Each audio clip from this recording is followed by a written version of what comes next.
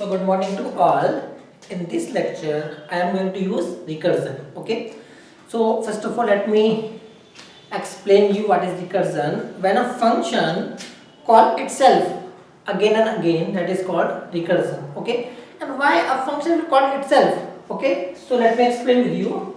Let's say someone says you just calculate the factorial of 5. Okay. So you can say that, sir, I don't know the factorial of 5 and I don't know how to calculate the factorial of 5, but I can multiply.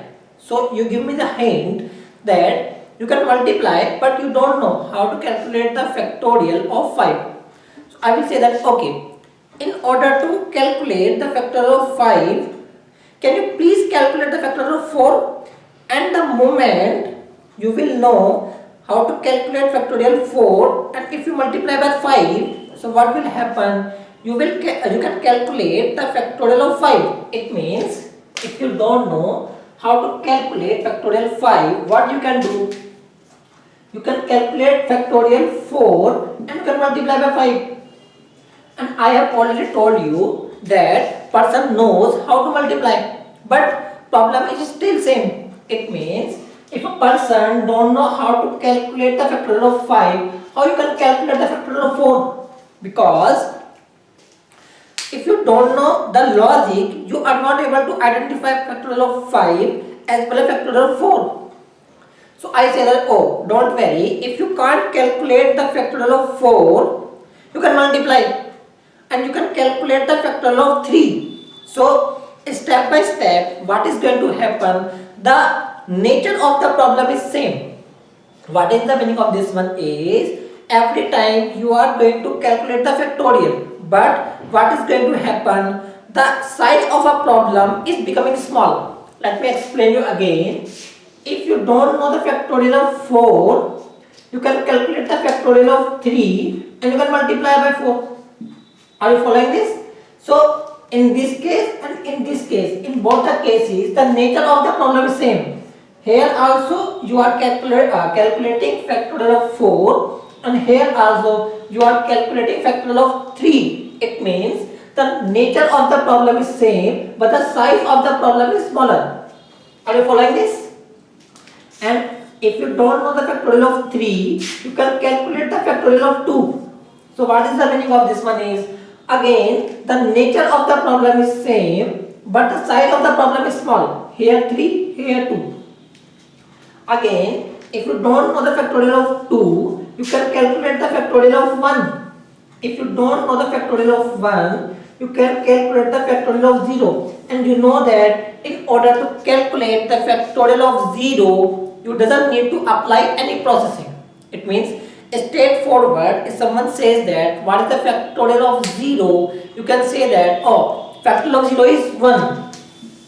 So we know the answer. If we know the answer of factorial 0, then we can know the answer of factorial 1. If we know the answer of factorial 1, we can use that here and we can know the answer of 2, factorial 2. If you know the answer of factorial 2, you can know the answer of factorial 3. Why you are able to solve the question? Because person don't know how to calculate the factorial but knows how to multiply. Are you following this? And if you know the factorial of 3, you can calculate the factorial of 4. If you know the factorial of 4, you can know the factorial of 5, like this.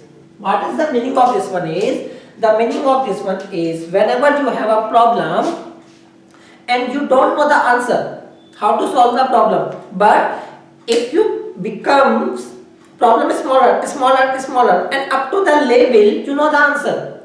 Okay, so what you can do, you can use recursion. Okay, so I will show this concept by programming and we will discuss it. So let me give you 2 minutes. Let me run this one.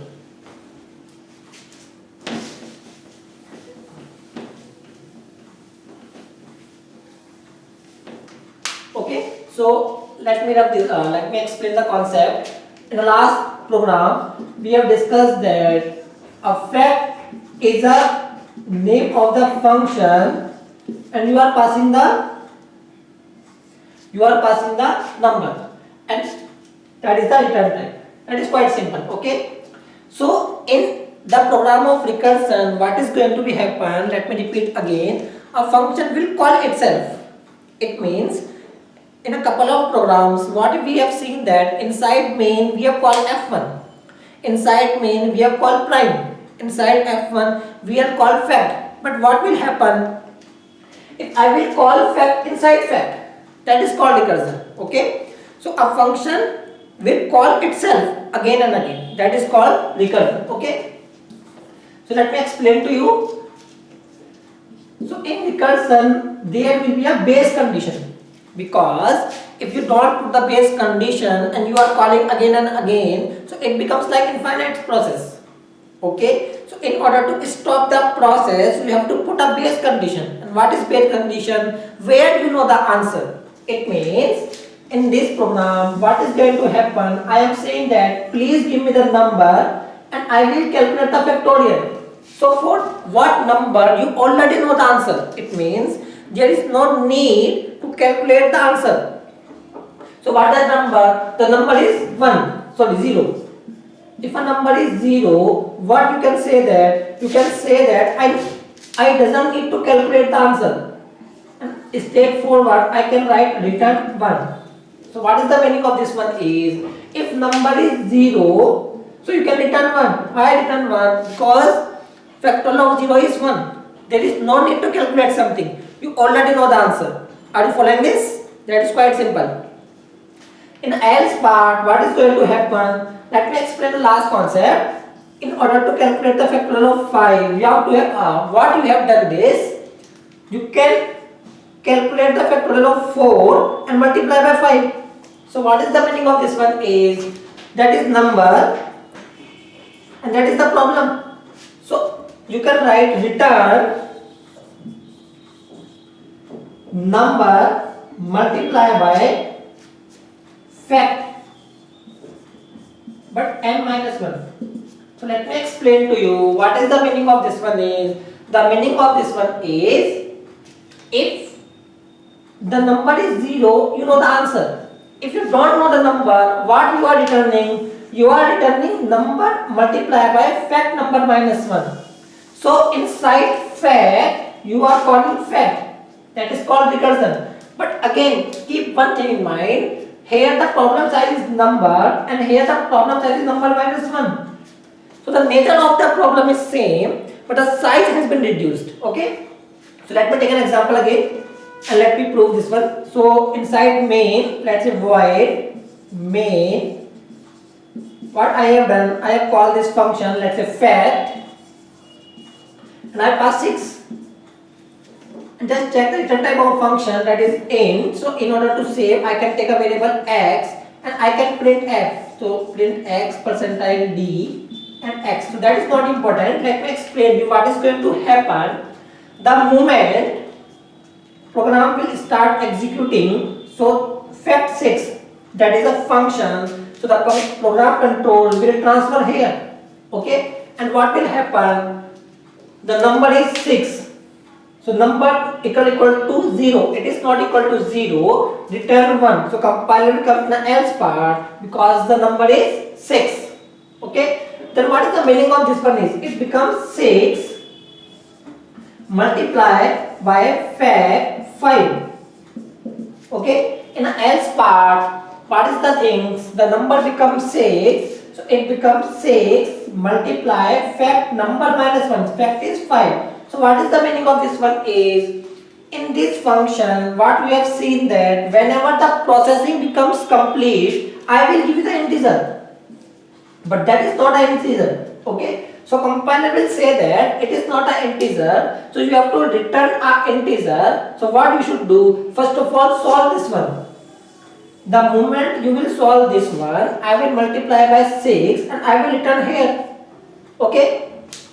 So keep one thing in mind, where the function has been called, it will return the value here. Okay. So compiler has in knowledge that that is not an integer. The moment it will become an integer, I will return to here. Okay. But what is this one? It is again function calling. So what is the meaning of this one? Compiler control will go here. But this time the value of the number is what? 5. The value of a number is 5.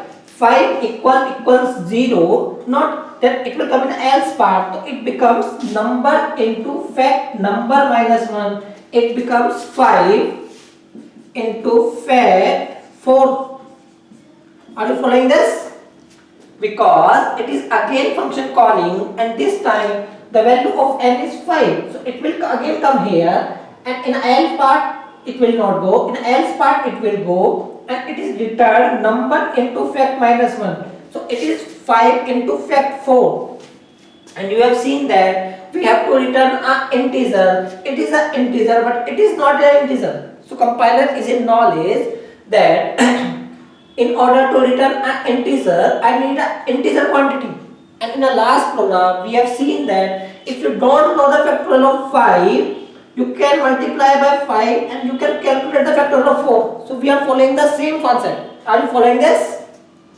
And what will happen? The function will again call, but this time the value of number is 4. Are you following this? Just check that. Value of a number is 4. So it becomes 4 into fact 3. So it is again not an integer. Compiler will again call a function like this. In the else part it will go number equal to 3. It will return 3 into fact 2. So it becomes 3 into fact 2. In a similar manner, number is 2 this time, 2 not equal to 0. It will again come in a return part. It will write 2 into fact 1. 2 into fact 1. So, are you following the concept? The meaning of this one is every time the problem nature is same, but the size of a problem is become smaller. It becomes 1 into fact 0. The moment the value of number becomes 0, it will return 1. It will return 1. Please keep in mind, it will not return 1 here. Where the function has been called, it will return. So, fact into 0 is 1. So, 1 into 1 is 1. And again, the fact of 1 is 1. The fact of 1 into 2 becomes 2. Fact of 2 is 2. So, 2 into 3 becomes 6. Fact of 3 is 6. 6 into 4 becomes 24. 24 into 5, it becomes 120. And here 120 into 6 becomes 720. So 720 is an integer. So compiler control will come here and it will print 720. Okay. So let me explain you again what is happening when a function call itself. Here fact, here fact. It means I am saying that I don't know the factorial of 5, but I can calculate the factorial of 4. Then I am saying that, oh, I don't know the factorial of 4, but I know how to multiply. So I reduce the problem till I know the answer. I know the answer of factorial 0. That's why I reduce the problem till I doesn't need to perform processing. I can directly say the answer. Okay. The moment I will directly say the answer, then I will start multiplying. 1 into 1, 1. Then 1 into 2 and so on. So that is the concept of factorial. Okay. I hope you are getting the concept. If you don't know the concept again, I will take 1 or 2 examples in the next lecture and we will discuss it again. Okay. Thank you.